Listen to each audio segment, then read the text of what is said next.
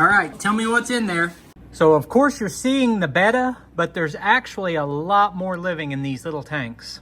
Hey, it's Brock here with Uncommon Aquatics, and today I'm going to be setting up fish tanks for my young grandkids. I've got 2 adult daughters who each have 3 small kids, and they see my aquariums and they want their own fish. So I got permission from their mothers, and I said I'm going to set up a small aquarium that will be very easy to maintain. Fish that can live long term in that small aquarium, and plants, and I'm going to try to completely set it up in a way that is easy on the parents, because depending on the age of your kids, you're going to need some parental supervision on the maintenance, which hopefully is not a lot.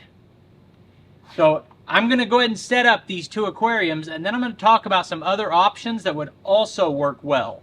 So I guess first is the choice of aquarium. I used to always think of 10 gallons as a minimum, but really that becomes a lot of counter space, and it's a lot harder to find a usable space for a 10 gallon than a 5 gallon. With half that weight, a lot of times you can comfortably set this on a coffee table or a countertop or something like that. Now at the same time, I didn't want to go so small that nothing can really live a healthy life in it. So that's why we ended up in between the 10 gallon and the little fish bowl types with a 5.5 gallon. So my tendency is to kind of geek out on this and say I want this rimless cube with the built-in internal filter that just looks gorgeous and a bow front, and said, you know what? This is for little kids. We're losing the purpose of what this is about. They want to have their own fish, and they're going to, whether that's in more of a fancy aquarium or a more basic one. It's got a little bit of adhesive holding this box on the back, which I didn't anticipate, so I'll have to scrape that off. So I went to PetSmart and I picked these up. I think they might have been $38 for each of these kits, and the kit really does have most of what you will need. Now, they run these on sale all the time, and I think I paid $38, but I looked at so many, these could have been $44. I'm not sure which. This kit does come with a hang on the back filter. If you've been following my other aquarium setup videos, we're going to follow the same process, so I'm going to cover it but in less detail, kind of get through that part quicker. We're going to take rocks out of an existing aquarium again. We're going to take substrate from the 125. Then we're going to take filter media out of the 125 and add to this filter box. And then we're going to use Aquarium Quick Start, and that will instantly cycle the tank. I have great luck with that working. If I didn't have a cycled aquarium, then I would cycle this before letting the kids do anything with it. I don't think you want to just hand it off to them. Now, you might get them involved and teach them how the cycle works if they have an interest in fish keeping. But if you don't keep fish and you want to let your kids keep fish, you need to watch some videos on how the nitrogen cycle works. Next thing we're going to do is add our live plants. I've got some Java moss on some tubes here. These come from PetSmart. I've been using these a lot.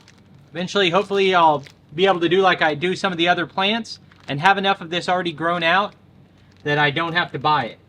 Next, we have some Anubias that I'm just going to pat dry. Anubias is a rhizome plant that does not want its roots into the substrate. You glue this on to a rock or a piece of wood.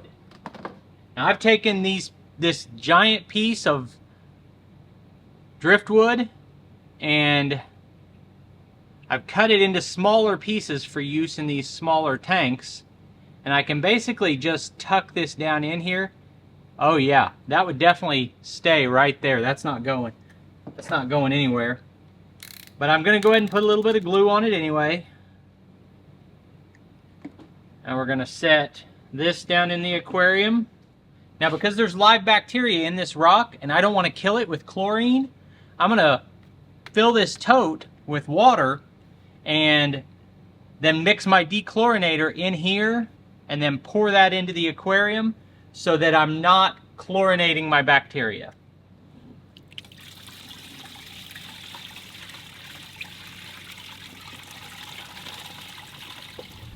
Okay, so now each aquarium has some Java moss, has a piece of Anubias, and now we're going to add a piece of hornwort.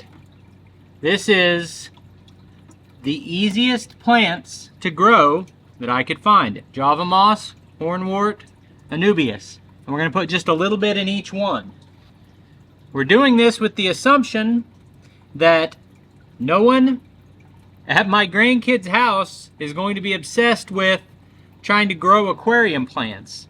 So we want to use these to filter the water without making it complicated. Now I've been intentional to not fill these aquariums up, but to fill them enough that the filter would run. Now I'm going to drain these down to about here and transport them with these few small fish in them, which isn't something I've ever done before, but this is, when you drain that water down, it's only going to weigh 25 pounds and you can carry it that way. It would be a lot better to set it up at its permanent location, but that's not how it worked out. So now we're going to talk about centerpiece fish. There are a lot of options.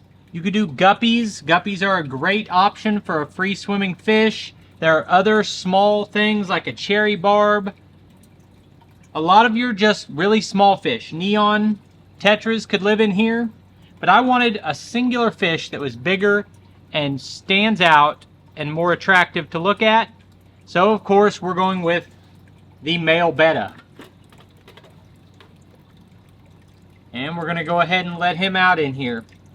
We've dechlorinated. We've added our bacteria through the rock. And we're going to use this quick start that cycles new aquariums.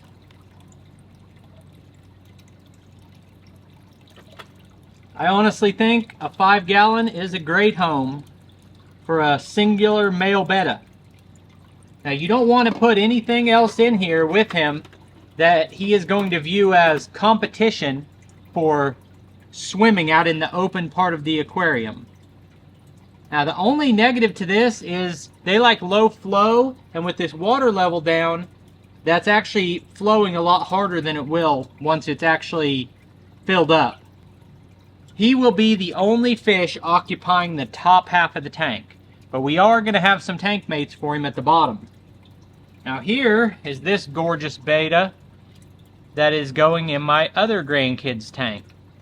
And I'm wondering if the camera is really going to capture what a nice fish this is, but it looks great.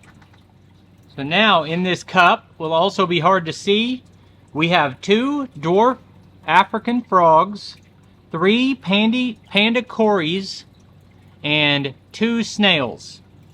So we're going to have 5, 6, 7, 8 living things in this aquarium. But most of the time when you look in there, it's going to look empty, and these guys are going to have a lot of room to hide. In case our betta is the bully type. For bottom dwellers, your list of acceptable options to put in a little tank like this, I think, is smaller. I don't think a bristlenose is a good choice. Autosynclus is pushing it. You might be able to have autosynclus. Any type of shrimp or snail is a good choice. But you're just very limited. There are other nano catfish and other options, but the most commonly available is going to be these small cory cats. And they're adorable and they've got personality, and I think they're just the obvious logical choice. And what kid doesn't love frogs and snails and miniature catfish? So with each kit we got a thermometer and a water test vial. I don't really see those as being all that useful, but they're in there. And the nets are a good addition, so each family will get a net. Then we have bottom feeder food from API, small pellets basically for the catfish. Then we have betta bites, so each family will get some betta bites. Those aren't in the kit, those are just things I bought. And then they'll each get some water conditioner, so that they can take this lid off, scoop out some water, and do a small water change. So in my mind, adding plants that are easy to take care of, adding some bottom feeders, is making this more of an ecosystem, giving it a better chance. I'll probably take some shrimp out of my shrimp breeding tank and take over and add to each of these later. I think that's another good addition.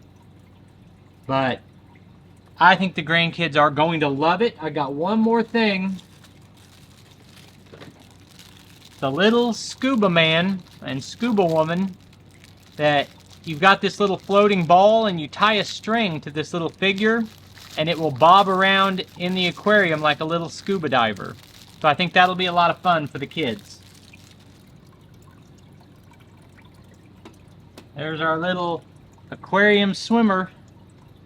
When that water fills up, he'll do a little better. Is that a snail? All right, tell me what's in there. We got the fish here. Frog. 2 snails, 2 frogs, and 3 catfish. And 1 scuba. And 1 scuba diver, and 3 plants.